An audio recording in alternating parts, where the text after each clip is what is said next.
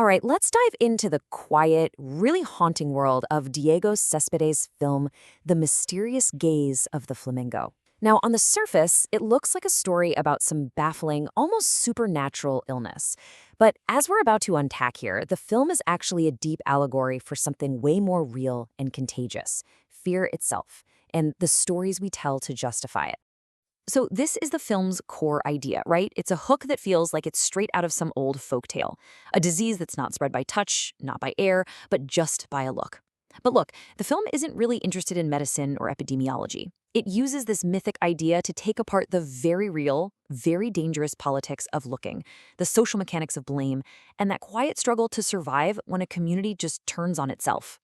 So here's how we're going to tackle this cinematic fable. First, we'll start with that core concept of the gaze as a weapon. Then, we'll explore how the story frames fear as the real epidemic, all through a really unique perspective. We'll get into the powerful symbolism of the landscape and, of course, the flamingos, look closely at the film's visual language, and finally, unpack how the movie's deliberate ambiguity argues that, in the end, belief is what truly shapes our reality. Let's start with the film's central concept, which is, both its most fantastical element and its most truthful. This is not a story about a virus. It's a story about how a simple, everyday act, just looking at someone, can be deliberately twisted into an act of violence, a political tool used by a community totally gripped by a moral panic.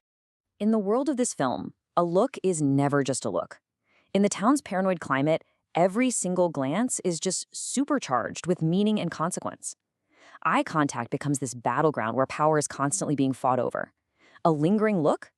That could be seen as an accusation of desire, which then becomes proof that you had a malicious intent. The simple act of being seen becomes a huge vulnerability. And setting this fable in the 1980s, that is no accident. It's a direct echo of the AIDS crisis, a time when a real-world disease was weaponized by fear, by misinformation, and by this deep-seated homophobia. By making it an allegory instead of a straight-up historical drama, the film gets at a deeper truth that statistics just can't capture. It shows this timeless pattern of how societies, when they're faced with something they don't understand, invent explanations that, funny enough, always seem to target the people who are already on the margins. Okay, so let's see how this all-consuming fear is explored through the film's really unique narrative choice. The story is told pretty much through the eyes of a child, and this perspective is absolutely critical to the film's entire argument. It's like having a clear lens in a world that's totally clouded by prejudice. I mean, think about it. For the most part, kids haven't fully learned all the complex social codes of hatred and prejudice yet. They haven't been taught who to fear or why. So through our young protagonist's eyes, the queer men that the town has labeled as these monstrous carriers of disease are seen simply as people. Neighbors who are vulnerable, sad, and sometimes, in their own way, defiantly joyful. The child's gaze is a neutral observer, and that very neutrality just exposes how irrational the adult's fear really is. And this comparison just brilliantly illustrates the film's central conflict, which is all about perception. The adults, they're driven by this pre-existing moral panic, and they project their anxieties and see only a threat, only contamination. The child, though, sees right past the rumor to the person. This gap forces us, the audience, to ask a pretty uncomfortable question. Where does hatred actually come from? The film suggests it's not something we're born with. It's a sickness that's passed down from one generation to the next. So the crucial point is this. The film is arguing that the most dangerous contagion isn't some mysterious illness that may or may not be real. It's the pre-existing virus of prejudice that was just lying dormant in the community, waiting for a new, convenient excuse to flare up and express itself with violent consequences. Now let's talk about the film's stunning and desolate setting, and one of the most powerful symbols in it, the flamingos themselves. The landscape here isn't just a backdrop. It's an active character in the story, really shaping the nature of the town's hysteria. The whole film takes place in this remote desert mining town, and this profound isolation is key. In this physical and social vacuum, there are no outside perspectives to challenge the growing paranoia. Rumors and accusations just echo and bounce around, getting stronger and more believable with every repetition.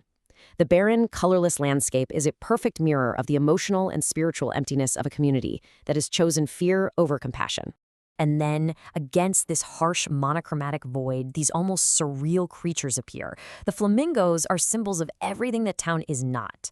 They are migratory and displaced, which echoes the experience of the queer characters who exist as outsiders. They have this delicate, almost fragile strength, a resilience that lets them thrive in a hostile environment. And most importantly, they are visibly, unapologetically distinct. Their vibrant color is just this stark contrast to the drab conformity of the town. This contrast really forms the poetic core of the film. The town's gaze is a weapon. It's an active force that accuses, judges, and condemns. But the mysterious gaze of the flamingo, from the title, that offers a really profound counterpoint. It's a gaze that holds no judgment. It's poetic, it's indifferent, and it simply exists. The flamingos represent a way of being in the world without apology, a symbol of life and beauty that carries on even when it's ignored or misunderstood. So how does the film actually create this palpable atmosphere of dread without ever using conventional horror tricks? Well, the answer is all in its masterful cinematic language and how the camera itself chooses to watch the characters. The film just methodically shows us how visibility becomes a trap through this cruel but circular logic. It's a flawless system for persecution because there's no defense. To be seen is to be suspected. To be suspected is to be found guilty. Your very existence, just your presence in a shared space, is reframed as a direct act of aggression. This is the precise logic of a moral panic. The film's tension is so effective because it is entirely social. The horror isn't a monster jumping out of the shadows. It's the unbearable anxiety of a shared space. It's the weight of a glance held just a second too long in a crowded room, the heavy silence that falls when a targeted person walks by, the way other characters subtly shift their bodies away. The horror is the chilling, real-time experience of being cast out. Director Céspedes is constantly forcing us, the viewers, to take part in this dynamic. The camera will just hold on a character's face, or isolate them in a wide, empty landscape, making them seem completely swallowed by their environment. In other scenes, it pushes into these uncomfortable close-ups, focusing on the subtle flicker of fear or defiance in someone's eyes. Each shot makes you ask, in this simple act of looking, who holds the power and who is being stripped of it?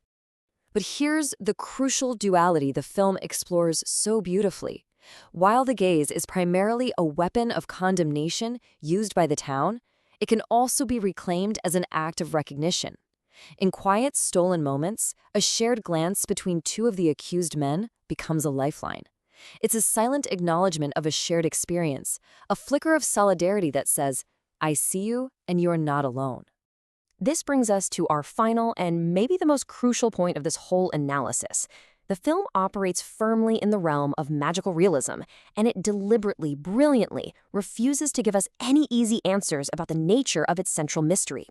This is the question that just hangs over the entire film, a constant source of unspoken tension. Does the gaze of these men actually transmit a physical disease? The film never tells you. And you start to realize that this ambiguity is the entire point.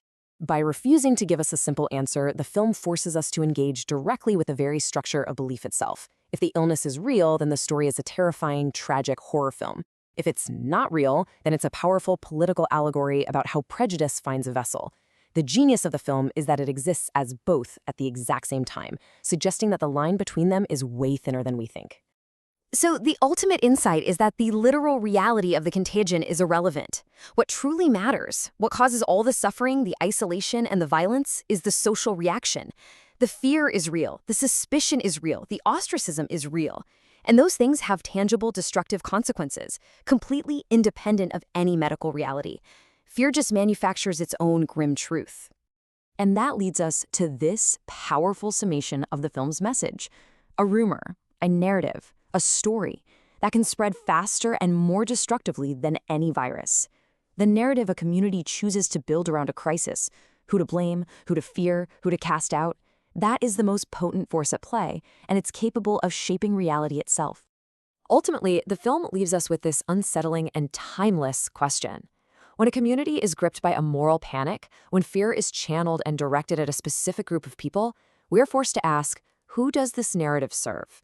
Who benefits from the division? Who gains power by turning human difference into a disease? It's a question that makes this film just as painfully relevant today as its 1980s setting would suggest.